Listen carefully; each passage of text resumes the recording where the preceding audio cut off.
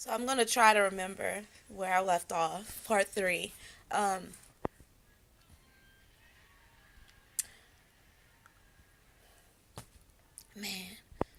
when you don't have educational opportunities or the advantages that other people may have, or your self esteem has been obliterated, there's no way in fucking hell you're gonna know how to masterfully verbalize what your heart or your instincts are telling you. So I think when Crystal, Dana's friend, got online and was like trying to tell Tommy, I think we're overly sexualized, she's not lying.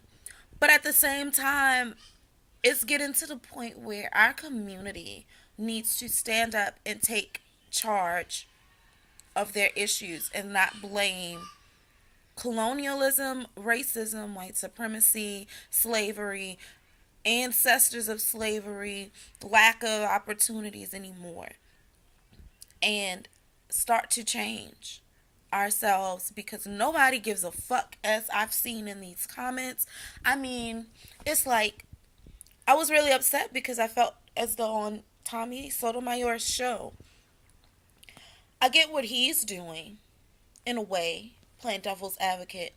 Because at first I really thought that he really hates his people, but when I listened to him, took a moment and really listened, I think he's trying to go about the situation through another form of dealing with it. It is nasty, it is vile.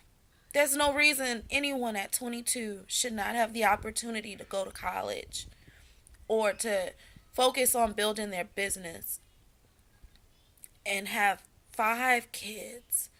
You know, it hurts me. Like, I don't bash this young woman because I know many people who are in that situation. And honestly, my heart is broken for her because that means her life has been very hard. And what's sad is that people, at least Americans rather, don't give a fuck about where you've been, what type of tragedies you've had to face. You know, I think the problem is a lot of people just looked at her and said, damn, this hoe got 5 kids. Fucking bitch living on welfare, yada yada. Those kids didn't ask to be here. And to be honest, she's a child herself. Like, she's literally a kid. Like, I'm 30. I just turned 30 in February. And there's no other way to say that I just feel like I've become an adult. I'm just learning what it means to become an adult. And in these 30 years, let's say 18 to 30, I fucked up a lot of shit because I couldn't let go of my safe places not being safe or get past the mental tragedies that happen in our community. You know, I feel like there shouldn't be a difference, but honestly, there is one. Like, whatever happened 400 years ago, 400 plus years ago, that wasn't us, but that was our family line, that was our bloodline. And when you start to study history, you start to know that when you have trauma, multiple traumas over and over, it does change your DNA. And when you have kids, you're passing that on.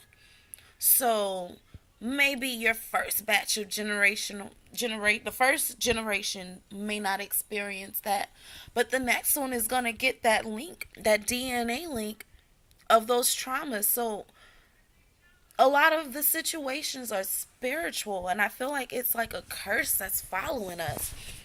And because people aren't taking advantage to educate themselves because maybe they don't think that they can, their self-esteem is so low they don't know that they have these opportunities,